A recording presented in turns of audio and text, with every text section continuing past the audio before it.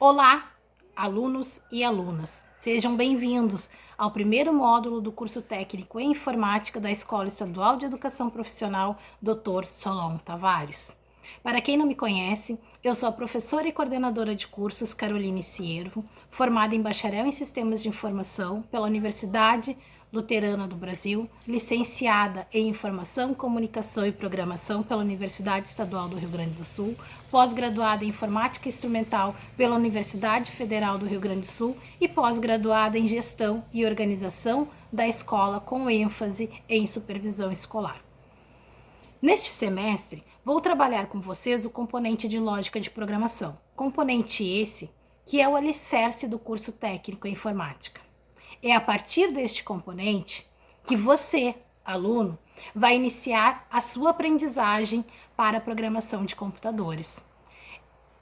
É um componente complexo, sim, pois quando falamos em lógica de programação, percebemos que vamos utilizar muito o nosso pensamento para o desenvolvimento da aprendizagem, visto que podemos relacionar a lógica com a correção do pensamento, já que uma de suas preocupações é determinar quais as operações são válidas e quais operações não são válidas, fazendo análises das formas e leis do pensamento. Como na filosofia, a lógica também procura saber por que as pessoas pensam diferente, por que uma pessoa pensa de uma forma e outra pessoa pensa de outra. Com técnicas, a lógica nos ensina a usar corretamente as leis do nosso pensamento. Por isso, podemos dizer que a lógica estuda e ensina a colocar ordem no pensamento. Podemos dizer também que a lógica é a arte de pensar corretamente. Mas e a lógica de programação? O que seria a lógica de programação?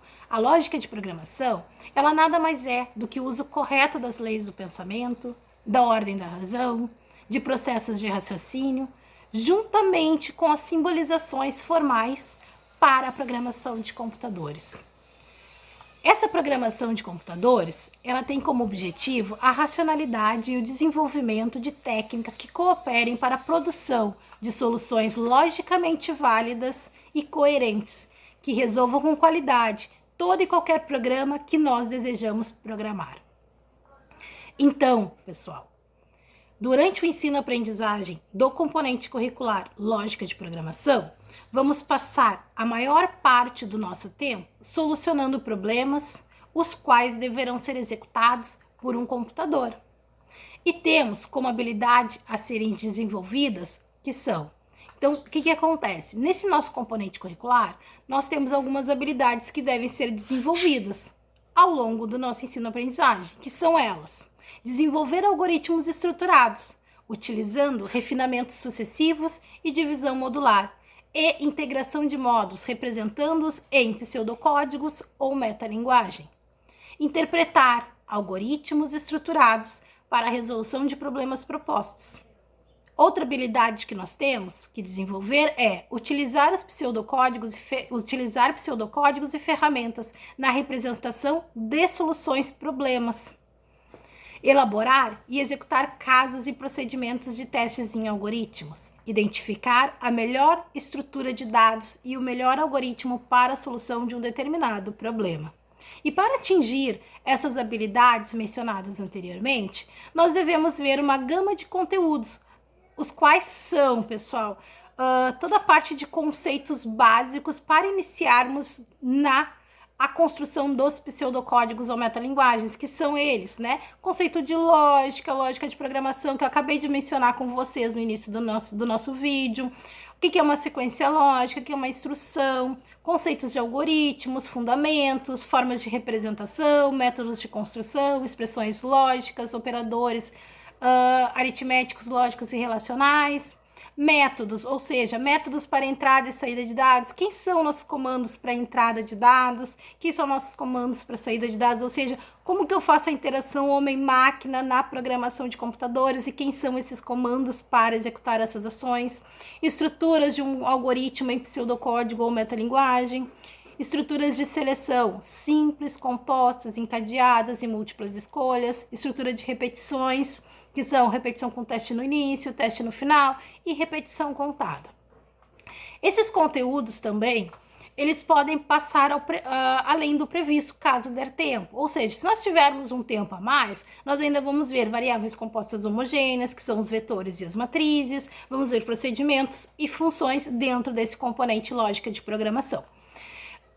Mas como se dará as nossas aulas, né, pessoal? As nossas aulas deverão ser todas pela plataforma Classroom.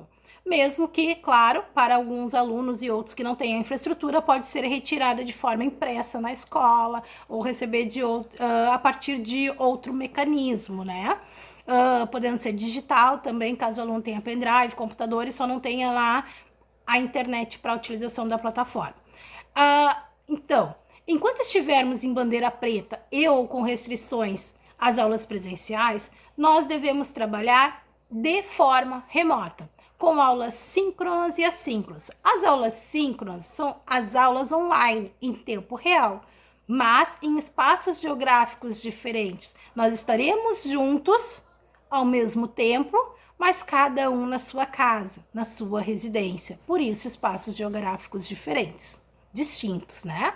Essas aulas irão priorizar a explicação de conteúdos e o esclarecimento de dúvidas que vocês possam vir a ter ao longo do semestre. As aulas assíncronas serão as aulas em que vocês terão autonomia para o seu desenvolvimento, onde você, aluno, terá para assistir videoaulas gravadas pela professora ou não, e atividades a serem desenvolvidas e entregues a partir da plataforma Google Classroom, ou seja, o Google Sala de Aula. As aulas serão todas pela plataforma, como eu já havia dito anteriormente, né? Mas como se dará a nossa presença, já que nós não estaremos, né, no espaço físico ao mesmo tempo, no mesmo espaço geográfico? As nossas presenças se dará, né, a partir das nossas atividades desenvolvidas, né? Ou seja, a cada aula será passada uma atividade a ser desenvolvida por você, aluno, e entregue e que deverá ser entregue por você até a próxima semana, da próxima aula. E a partir dessa entrega, ou seja, dessa devolutiva, vocês terão a presença registrada no nosso diário online. E a avaliação? Como vai ser, professora? A nossa avaliação vai se dar a partir da assiduidade de vocês nas aulas síncronas, ou seja, nas aulas online, o comprometimento com a entrega das tarefas que estão sendo solicitadas, a participação nas aulas, né, online, a clareza no desenvolvimento de acordo com o que está sendo solicitado nas atividades por parte de vocês.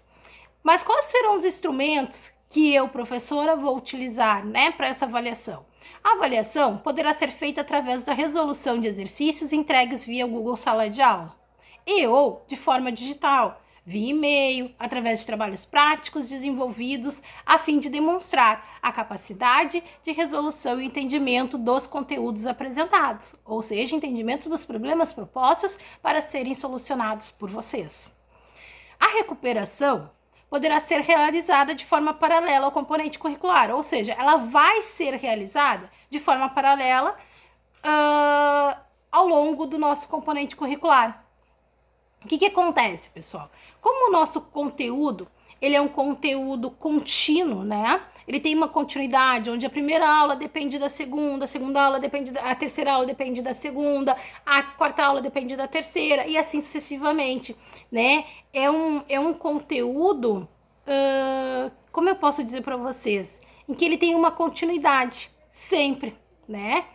Ele é acumulativo, como a gente diz, é um conteúdo acumulativo, ele sempre vai acumulando. O que eu vi na semana passada, entra na próxima semana novo conteúdo e vai ajustando e só colocando mais e mais conteúdo dentro daquelas soluções dos problemas propostos para a construção dos pseudocódigos ou metalinguagem. Então, o que acontece? A cada aula eu posso estar recuperando o exercício anterior, ou eu posso estar refazendo o exercício anterior com a solução de correções da professora. E assim sucessivamente já vai acontecendo então a nossa recuperação.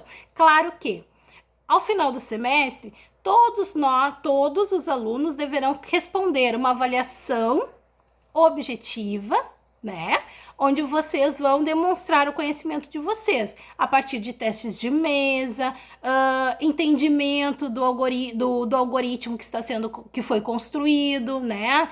Então, essa avaliação todo mundo vai passar no final do semestre. E também, ao longo do nosso semestre, nós teremos pequenas atividades que serão levadas em consideração, não para a presença, e sim para avaliar o desenvolvimento de vocês nas nossas aulas, nos conteúdos apresentados. Certo, pessoal? Então, aqui foi uma breve apresentação da professora Caroline, né? E do nosso conteúdo programático, do nosso plano de ensino, como se dará ao longo do nosso semestre. Novamente, eu desejo a vocês que sejam todos bem-vindos, participem das aulas, né?